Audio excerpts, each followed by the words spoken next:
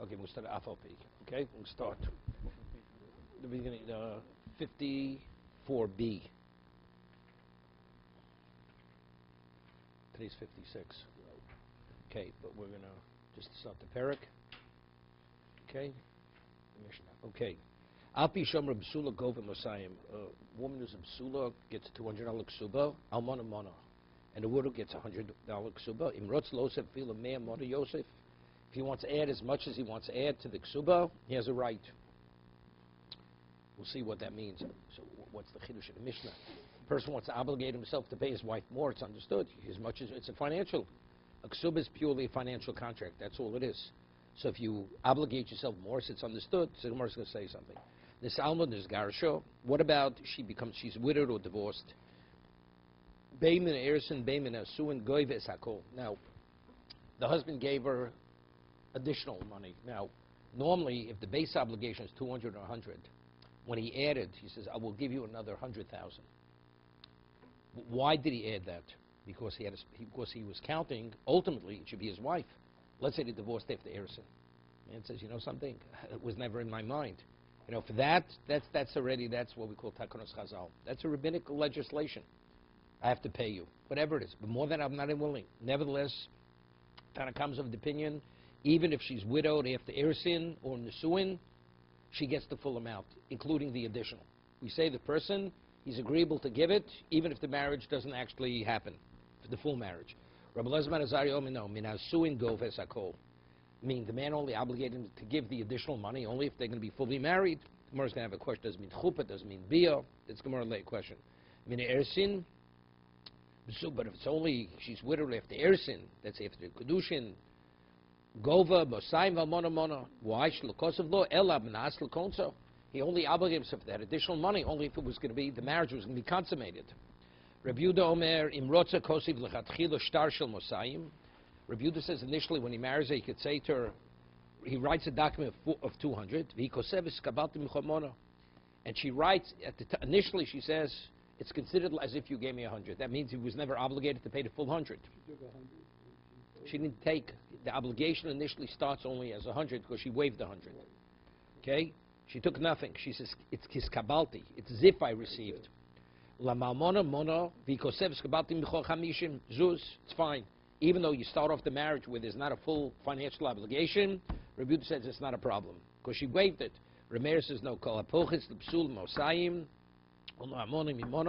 If initially the obligation is less than 200 for the psula or 100 for the almona, harezu bilos nus. They're not permitted to be. Somewhere says pshita. The Mishnah starts off saying, if you as much as you want to add, you could add to the ksuba. It's understood. It's financial. Mal desemo kitzusa abdu rabbanon. Maybe the Chazal said when it comes to ksuba, it's a fixed amount. Why? And you can't add. I mean, meaning you'll add, it's not called ksuba. Because what about a person can't afford?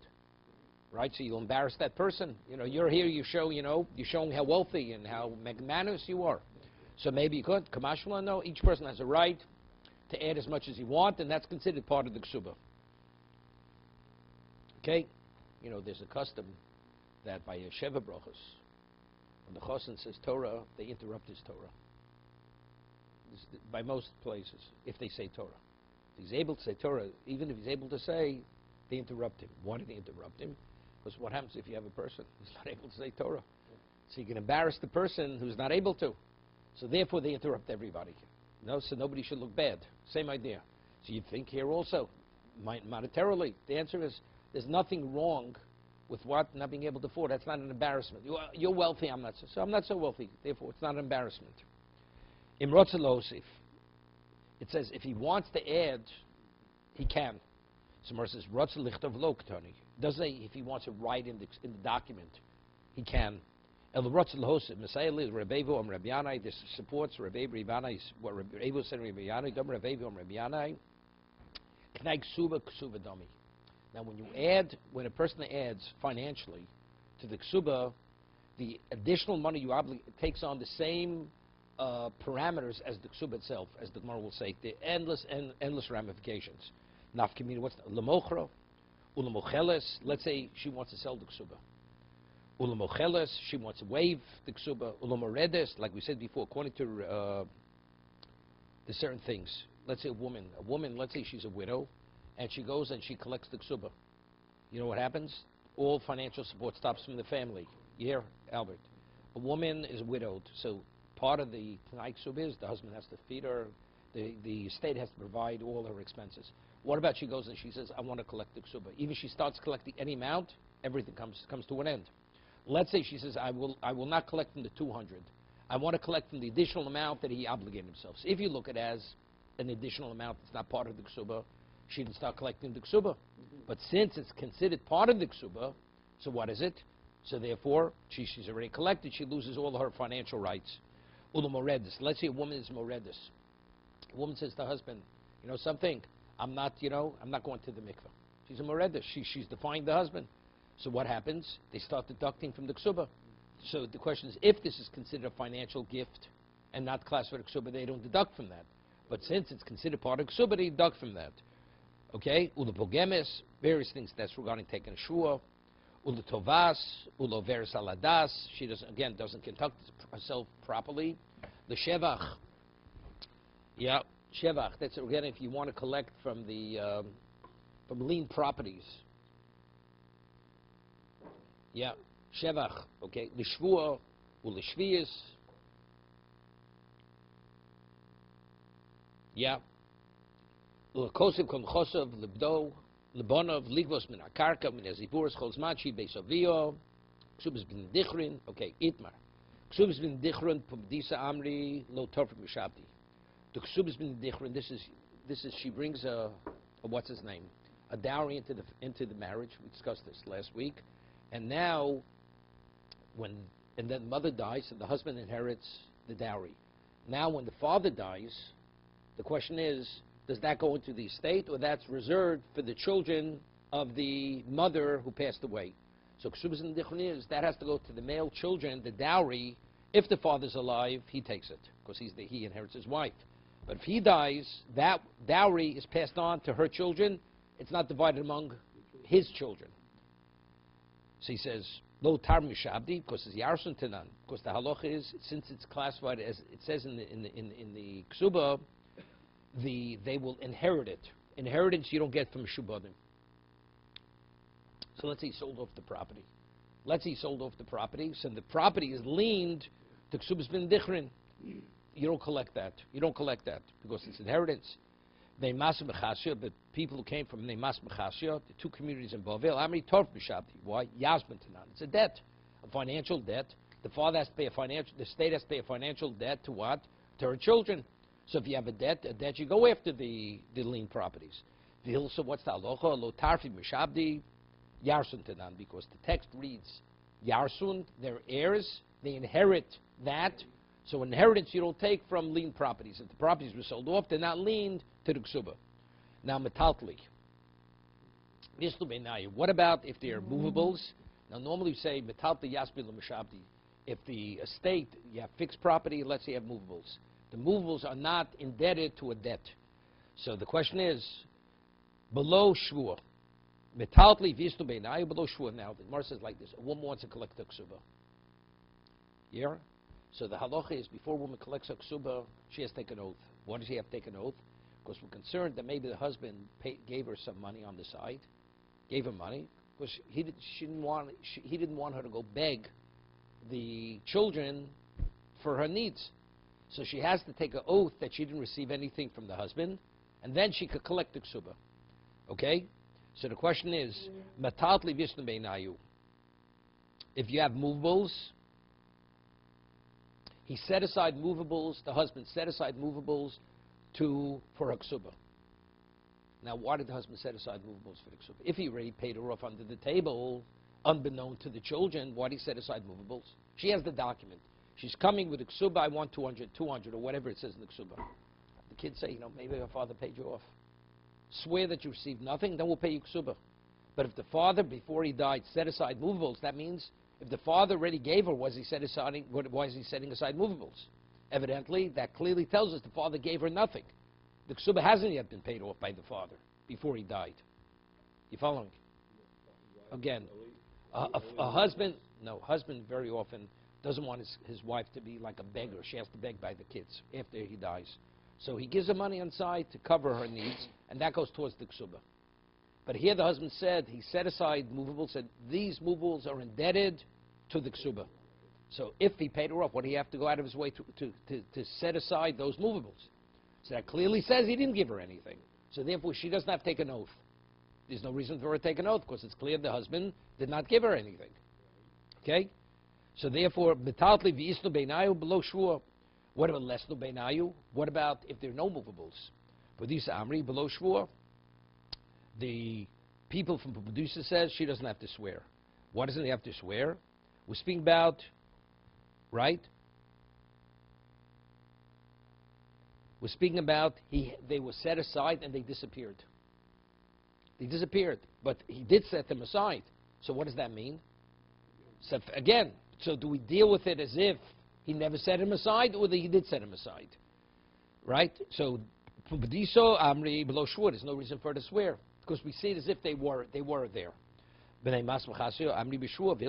rule she doesn't have to swear because again, what is the concept? The concept is maybe he paid her off, but there was movables. They disappeared. Okay, so therefore she collects without swearing. Yichad lo aro. Now this is barbo mitzano below shvur. Let's say he set aside a piece of property that the property is indebted to the ksuba, not his estate.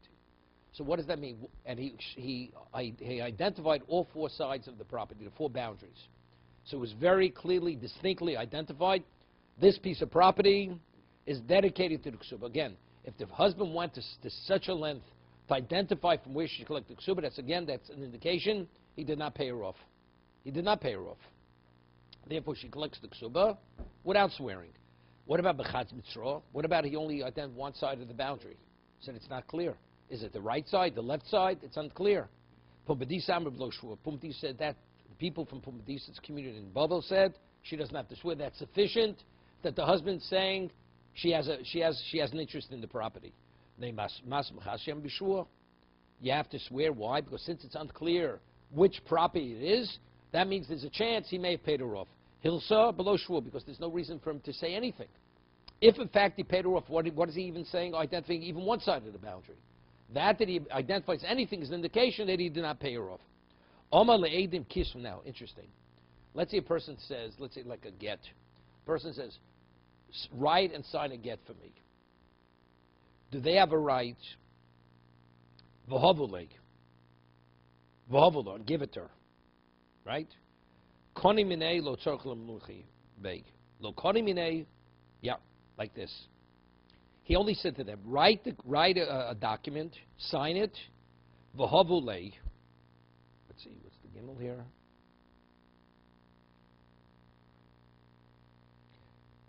Person wants to give a what's it called? A property as a gift. Here he says to witness, write, sign it, v'hovulei, and give it. Now, what happens if a person writes something, gives an order, and they didn't actually give? He didn't say, make sure to give it now. Does he change his mind? Right? Are they permitted to deliver the document, the gift document, right, where it's not clear he may have changed his mind? So the halacha is they're not permitted. What about koni minei? They already made a kinyan on behalf to show, koni minei, he says, yeah. Let's say he made a kinyan. Let's say he did a kinyan chalibu with the Eidim, right, which was unnecessary. This is to confirm that his interest is to give the gift.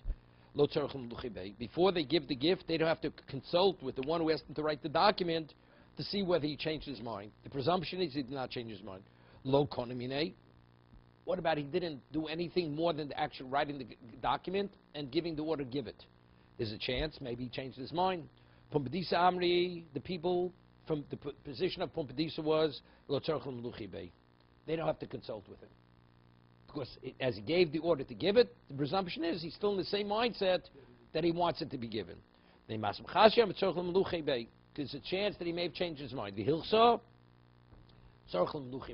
That before they give the document as the gift, the witnesses have to consult with the gifter that do you still want to give it, do you not want to give it? We rule that they have to consult with him.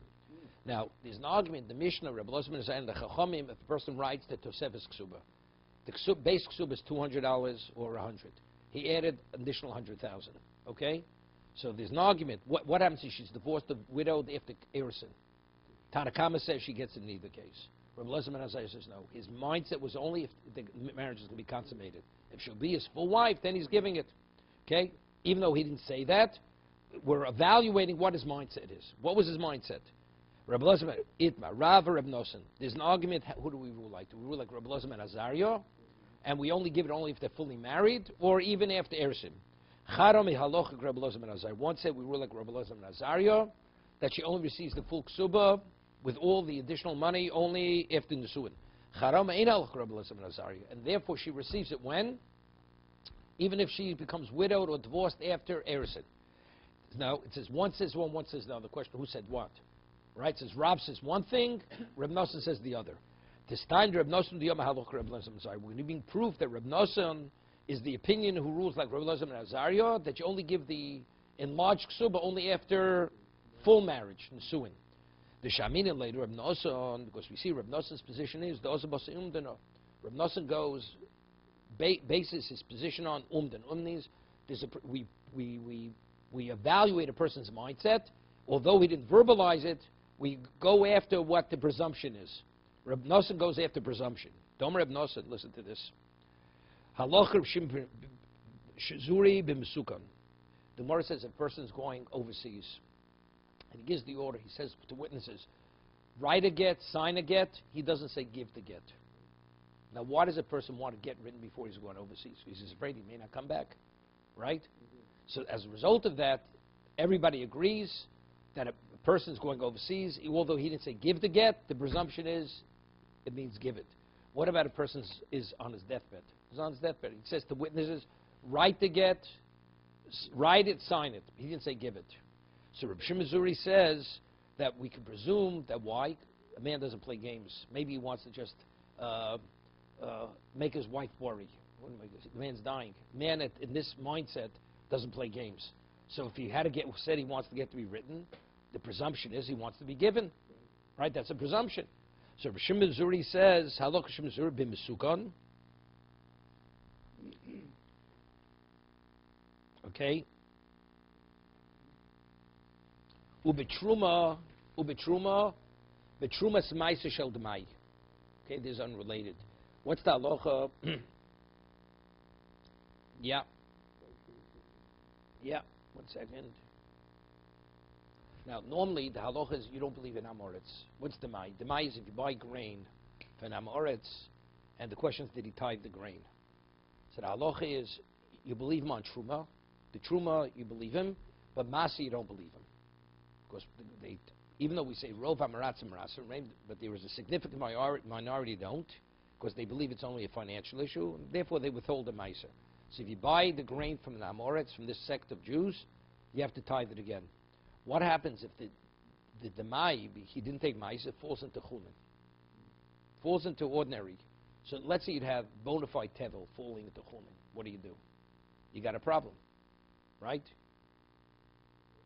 Because you don't know what do? You have to sell it to a Kohen. But over here, it's only rabbinical. It's only rabbinical. So over here, the halacha is, and you could go back to the Amor and say, by the way, did you tithe? Didn't you tithe? That's the question. In that situation, because there's a financial loss, you could believe the Amoritz. Normally, we don't believe in Amoritz. You want to buy grain from the Amoritz. Did you take Meiser? He says, I did. Can't believe him. He has no nemonos. He has no validity, no credibility. He's not believed. But here, it's a question, do you believe him? There's going to be a financial loss. Since Reb Shimon Zuri says, since the obligation is purely rabbinical, and there's a financial loss, Chazal say, in that situation, he has credibility. You can believe him. Initially, you don't believe him. But if it's a question you can take a financial hit, Chazal said you do believe him. Okay, regarding Demai. So we're saying, we see Reb Nosson rules like Reb Shimon Zuri regarding the get. Person's on his deathbed, even though he didn't say give it, you give it. So you see Reb Nosson, Rav says, Rav doesn't go after a valuation of one's mindset.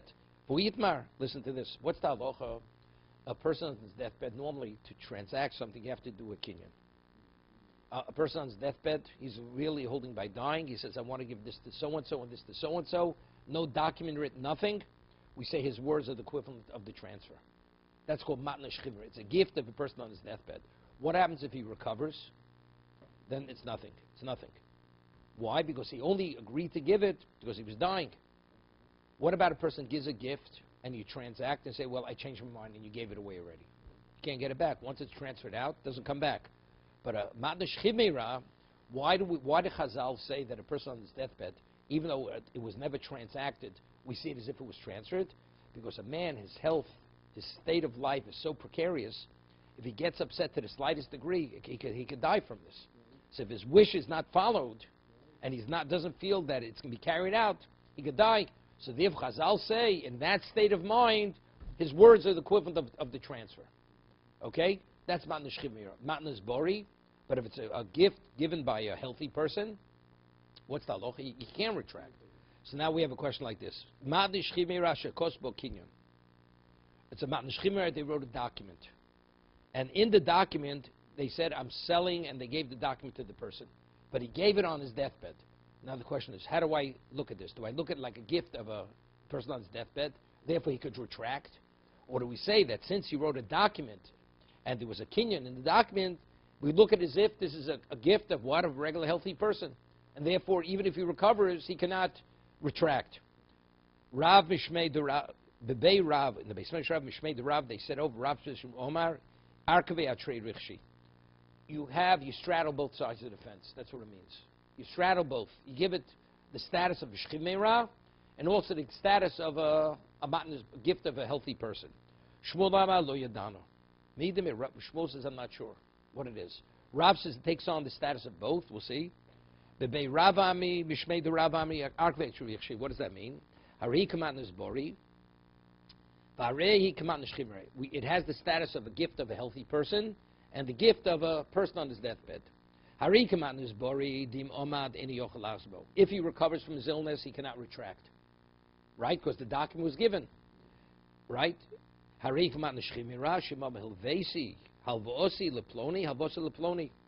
say a man says, I owe so-and-so so much money. Right? Normally a person normally wouldn't be believed. Right?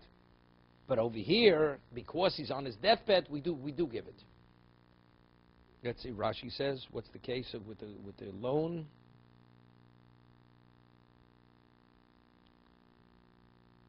Yeah, 1 second. Yeah, he wrote, he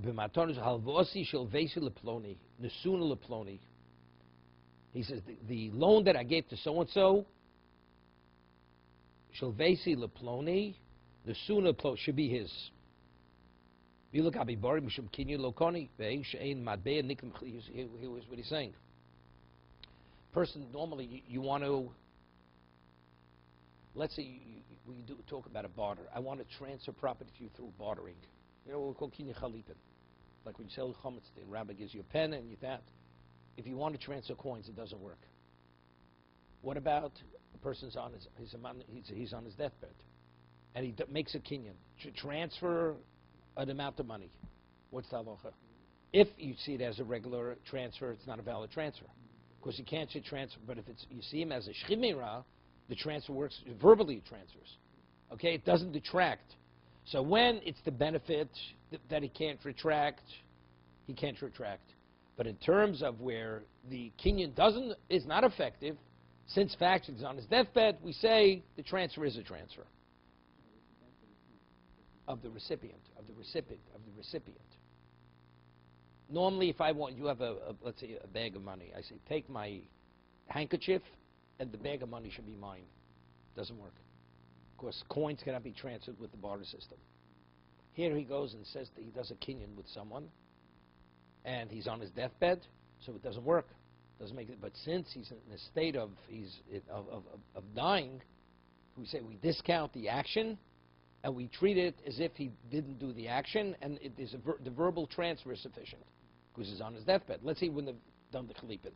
He says, let those coins belong to so-and-so. They belong, the transfer takes place. We don't say, we see it as if he wants it only to work within this context, not the other context. Right? That's Rav. Shmuel Amar lo yodana ma'idim. Shmuel says, I'm not sure. I'm not sure what you do. Is it Matnas Bori or is it Shirvira? Shema lo gomer laknos el bishtar. Maybe he only wants to transfer with a document. Veishtar lachamiso. And one in a Matnas Bori, when does it take effect? After he dies. Right? He said, if I die, it should be yours. By Mandish Chimmer, it's not a problem. Right. Right. El Tarvayu. But we see both of them. It's just so we see both Rav and Rav Nosson both are arguing. Everything's based on evaluation. It's just the question: what did the man have in his mind? So how could we say we want to bring a proof that Rav rules like the Tanakama and Rav Nosson rules like Rav Lozim and Azari? Because you evaluate a person's mindset, he only wants to give the additional money only if the marriage is consummated. But we see they both agree that they're only arguing how do I evaluate a person's mindset. So according to the one who says we rule like Rebbe Lozim and Azariah, you definitely go after one's mindset. Why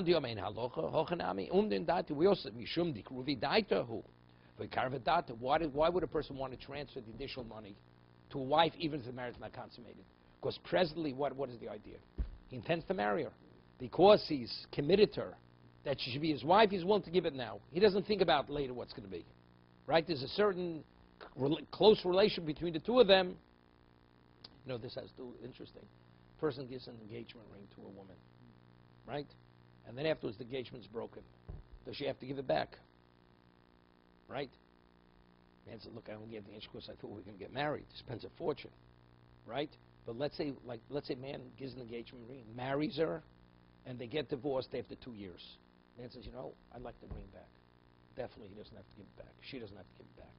Because we're saying now by Ksuba he adds, base Ksuba is 200, he says, in addition, I will give you $100,000. He's married just one night, they're married one day, fully married. She has a right to demand $100,000. He gets, well, I thought we were married for 10 years. No, or a lifetime. No such thing. So the same thing. If you give the ring, there's no question. If you're going to be my wife, you have a right to keep the ring. That's the mindset, unless he says otherwise. If he would say otherwise, it's something else. But he doesn't say otherwise. Everybody agrees if the marriage is consummated, then she has a claim for the full amount of money. Nobody argues. No, we're saying... So that's the question, do you rule like Rabbi Elazar ben Azariah? No, the Gemara is going to say we rule like Rabbi Elazar ben Azariah. We'll see. The Gemara is going to say in a moment. We'll see. We'll see. Yosef Rav Chanina, Kamid Rav Yana, Yukoma Halochak Rabbi Elazar ben Azariah. Yeah, Rav Chanina was before Rav Yana. He says we rule like Rabbi Elazar ben Azariah, that you only get the money, the full value of the ksuba, only if the marriage is consummated. Omalei Puk Kori Koroch. So this is what Rav Chanina said before Rav Yanai. So Rav Yanai says to him, go out and announce outside, Ein Halach Rav Elazar ben Azariah. We don't rule like Rav Elazar ben Azariah. Om Rav Yitzchak ben Avdim Mishum Rabbeinu, Halach Rav Elazar ben Azariah. Rav Yitzchak ben Avdim says the name of Rabbeinu. Yeah. Name of Rav. We rule like Rav Elazar ben Azariah. Om Rav Nachman, Om Shmuel, Halach Rav Elazar ben Azariah. Rav Nachman Didei Omar. Rav Nach personally said, Ein Halach Rav Elazar ben Azariah. So back and forth. Some say yes, some say not. Nerdoi Mishvin Rav Nachman. No, there's an argument. What did Rav Nachman ever say? The Nerdoi say the name of Rav Nachman. Halach Rav Elazar ben Azariah. The lot Rav Nachman were called Daini Didon Rav Elazar ben Azariah Hochi Vochi Teve. Even Rav Nachman cursed. He says any Dayan who rules like Rav Elazar should be cursed. This and this should happen to him. Afilu Hochi, nevertheless, although he spoke tough words, Halach Rav Elazar ben Azariah. So we say, if the marriage is consummated, the woman gets the additional money. If it never makes it to full marriage, then all she has a claim to is the $200, nothing more. That additional money was only meant to be given if they can be fully married. If not going to be fully married, so we're speaking now. So if a person gives the ring and they're married, he has no right to claim the ring back. It's no different than the what, and then the additional money that he puts in the ksuba. Now, before it knows, there's no ksuba. If it's before engagement, today's engagement, or you told him kedusha. Today's engagement is nothing. Definitely, he has a right to ask the ring back. Today, there's not even the question. Doesn't mean he's going to get it, you know. A few cases like that are right now. Now the Gemara has an interesting shayla. When we say nesuin, does nesuin means the marriage was consummated, or let's say right after the chuppah they had a fight. It happens, right? They never made it. They never made it to the night, right? So it says Nisuin. What does Nisuin mean? You're a full married woman, or Nisuin means that he actually consummated the marriage. So he says, I didn't mean that. So even if you rule like Rabbi Elazar and Azariah, what does Nisuin mean? So that's the Gemara Shaila. Boy Rovin, nichlis l'chuppah v'lo nivalo. Right, he had a heart attack under the chuppah. Right after the chuppah, going to the yichud room, he has a heart attack. Mao chibas chuppah koneh. Is it because she's endeared to him that they made it to the chuppah? That's enough. O dilma chibas bia koneh. It's only because they would live together as man and wife. Only that, because of that, he obligated himself to the additional amount of money. Toshma, okay? The Tani Rav Yosef shlokosela ela al chibas lailo rishon. Rav Yosef writes, why do we rule like Rabbi Elazar and Azariah? It's chibas, it's the endearment of the first night. If it would be because they're fully married, he's a fully married man, she's his full wife, koneh hainu doma lailo rishon. Therefore, he said, if it's the bia, it's actually the cohabitation. In addition to the chuppah, bia balayla rishon. Right? You only have that the first night, that the subsequent nights. Elamai, so what does it mean? What did he mean to say, Rav Yosef? It's chibas, it's laila rishon. Right? Elamai chuppah balayla. Stop. Ela chuppah. So we want to bring a proof from Rav Yosef. It's chuppah, even if the marriage is not consummated, it has to be paid out.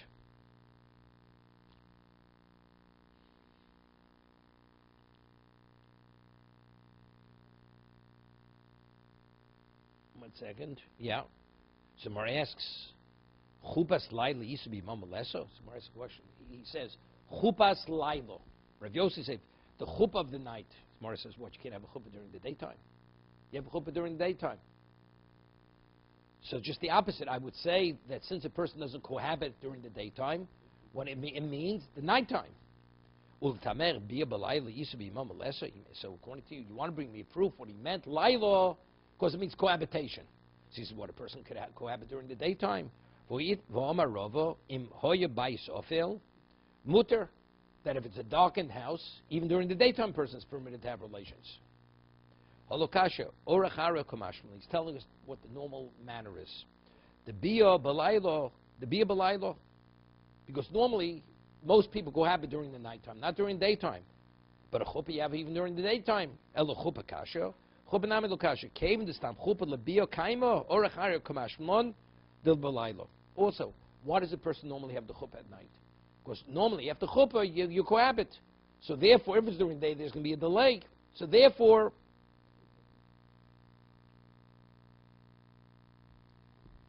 boy Ravashi.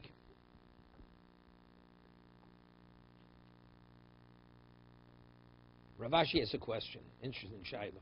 Nichsul chuppah pirsa nida. What are we saying now? We're saying the chuppah is special because he could cohabit with her. What happens if it turned out to be chuppah's nida? Yeah, and then he died. So when he went to the chuppah, it wasn't meant to be consummated.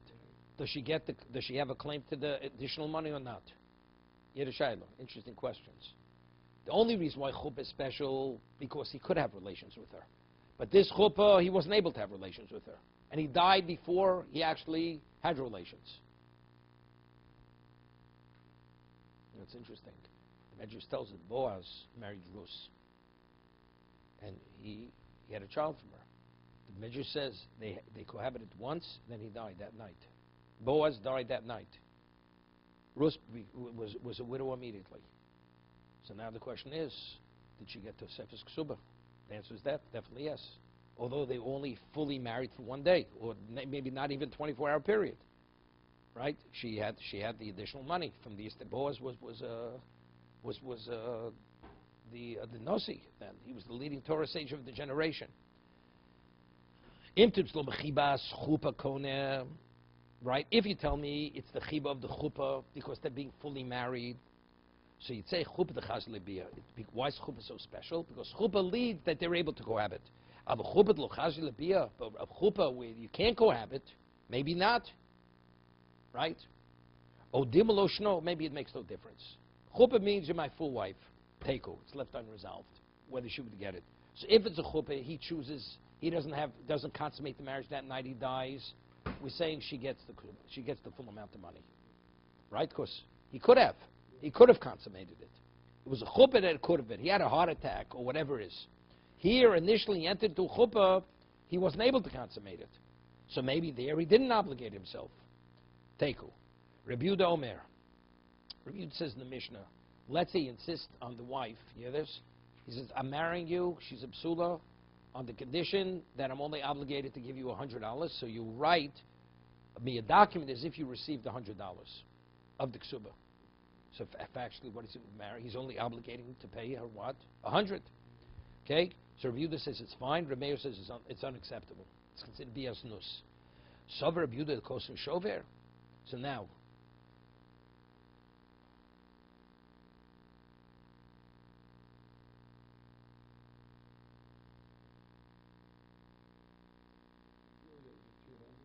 no, he owes her 100. And he's only marrying on the condition she writes him a document that she received the 100. So she has to write him. What? A receipt, right? That she received. She's going to write him a receipt, give him the receipt that she received the 100. So that means now the question: having a receipt is not simple. No, so it's like she waived it. So she's going to give it. She's going to give him a receipt. But what happens if he misplaces the receipt? She can pull out the ksuba. It says 200.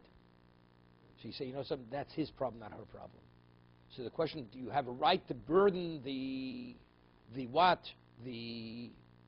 debtor with the creditor with the right with watching that's receipt? He has to hold that receipt. If he doesn't hold that receipt, let's say he misplaces it, what happens? She has a ksuba. She can collect 200. So that's the first question. So review the kosim shover. Reviews of opinion. Write a receipt. Yeah. Person makes partial payment of a debt. Review the omer yachlif. You know what you have to do? You have to write a new document. Yeah, yachlif means you have to write a new document. Meaning, if the person wants to pay, that means they go to the sofa, write a new document, and the document says the lesser amount. It's not you let the lender gives the borrower a receipt that he received. Because what happens if the borrower now misplaces that receipt? So that borrower has a problem, because now the lender doesn't come with the full amount and collect from him. So you have no right to burden since yachlif, meaning you change the document.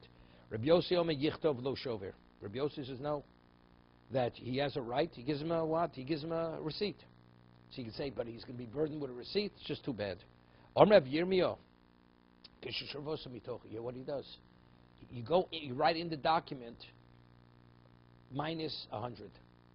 In the document, he writes in her document minus 100. $100 has been received for this document. So even if she presents the document, the husband has no problem. She can't collect more than half, 50%. This is Rabbi Yirmiyah's answer.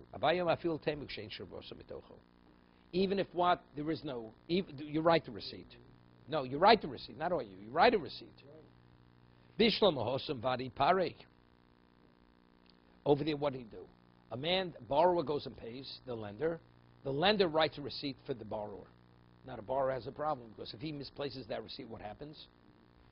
The lender could collect again. So over there, he actually paid. By a borrower and lender, he paid. So over there, Vadi Pari Dilma Mirkas Tabrosa Mapkle Shtora. What happens if the borrower now misplaces he loses the receipt? So the lender is going to come collect the full amount. So therefore, we say we don't want to burden the borrower, right? Because if she misplaces the receipt, he's going to end up paying twice. And then he's going to collect the second time.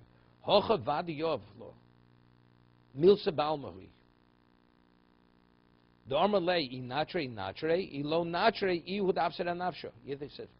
man over here, the husband actually didn't pay the money. The man is demanding I should waive 50% of my ksuba. That's what the husband says. I'll marry you, I want you to waive. She says, okay, I love you, I'm willing to waive 50%. Let's say, and now she gives him a receipt. to prove he paid 50%. But did he pay? He didn't pay 50%. So what is her mindset? If he keeps the receipt, so he'll pay me 50%. If he doesn't, it's his problem. It's not my problem. She's not doing anything dishonest. By burdening a borrower who pays, and he gives a receipt to the what, and the lender gives him a receipt. If the borrower actually loses that receipt, if actually he paid, he's going to end up paying twice. You can't put him in that position where actually he's going to have a financial loss because he paid. The man may come, the lender, and he's going to collect the second time. But by the case of Ksuba, actually he didn't pay her. He wanted her to forego 50%. So she says, I'm happy to forego it. You know something? I'll give you a receipt as if I received 50%. But if you lose it, when I come and collect the documents as 200, I have a right to collect the 200. Because factually, you never pay me the 200. As long as you have the receipt, I'm willing to forego it. You don't have the receipt when I collect. Am I doing something dishonest? No. Because I'm only willing to forego it if you have the receipt. Otherwise, I'm collecting what's rightfully mine. Right? Makes sense. So now, Bishlam Vayaloma Rabbi Yirmiyah Lokton Shavrosim Toch. Rabbi Yirmiyah says speaking where she wrote the receipt in the document. So therefore, as a result of that, she can't collect more than Elo Rabbi Yirmiyah Tamalok Abaye. What about Abaye? It's terrific. Abaye is saying a phenomenal thing. By regular receipt, we don't impose the receipt on the borrower because if he loses, he's going to have a financial loss. Ela, why? So when Rabbi Yirmiyah agreed with Abaye, it's very logical. You know why? Because if you demand that she could write a receipt here, by regular borrower and lender, we're going to demand the receipt. But the cases are not comparable. Therefore, we say, you know something, we don't write receipts. Time of the kosvolo. It seems to be because she wrote him the receipt. That's why she forewent 50%. Aval pelo. But if she just said verbally, considered 50% is waived, that's not sufficient. She has to actually write it. It says in the Mishnah she has to write him a document. It's as if I accepted 50% and here's the document. Amai dovshem momenu. I mean, if you borrow money from me, and I say to you, the loan is waived. Do I have a claim to you? I don't have a claim to you. So why does she have to write a receipt? Write it in a document, considered as if I received 50%. Even if she said verbally should be sufficient. Why does she have to write it in a document? Right? It's dovshem b'momon. I'm a dovshem momenu. Shamini le review. I'm dovshem momon tonight kayim. What's the case? Very interesting case.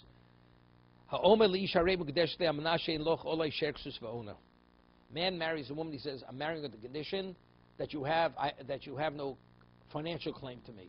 I'd have to clothe you. I'd have to feed you. No conjugal obligation." That's what he says to her. Is the marriage a valid marriage? Rav Yehuda says it's a marriage. Harezum kodeshes. Utno botel divrei Meir. Meir says she's fully married. He has the full obligation. Since a husband has to give his wife, it's synonymous with marriage. You can't have one without the other. So therefore, the condition is not a valid condition. Rav Yehuda Omer no. Regarding the clothing and the food, it's a valid condition. Why? Because she could waive that. If she would say, I'm waiving the clothing, I'm waiving the food, right? The cost of the residence. That's a monetary obligation. You can waive that. So if that's the case, why does she have to write it here? Why? Normally, if he marries her on the condition he has no financial obligation to her, although it's not written, it's verbal. And she says she's agreeable to it. There is no obligation. Why over here does she have to write it, consider as if I received it, then she gives him the document? Verbally, it should be enough. So Rabbi Yehuda Ksuba Drabonon, Ksuba is rabbinical. Ksuba is rabbinical. Because the Chachamim, they wanted it to be even more than the Torah obligation.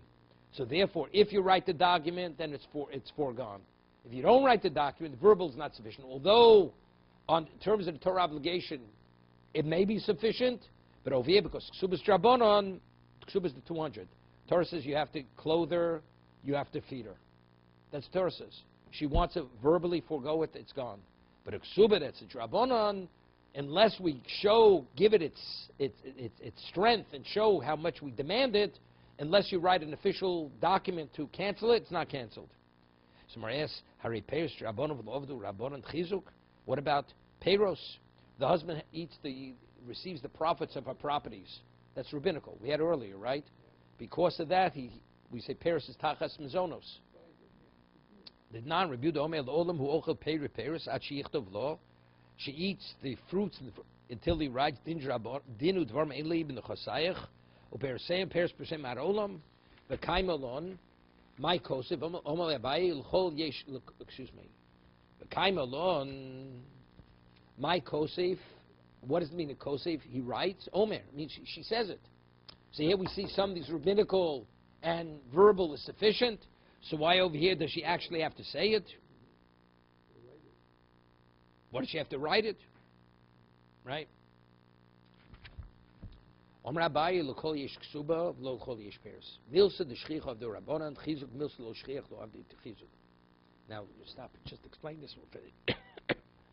Ksuba, that's a prerequisite to every marriage. That the husband gets the profits of her properties, that's not in every marriage, right? If she's a wealthy woman, she brings properties into the marriage, the husband gets the payros.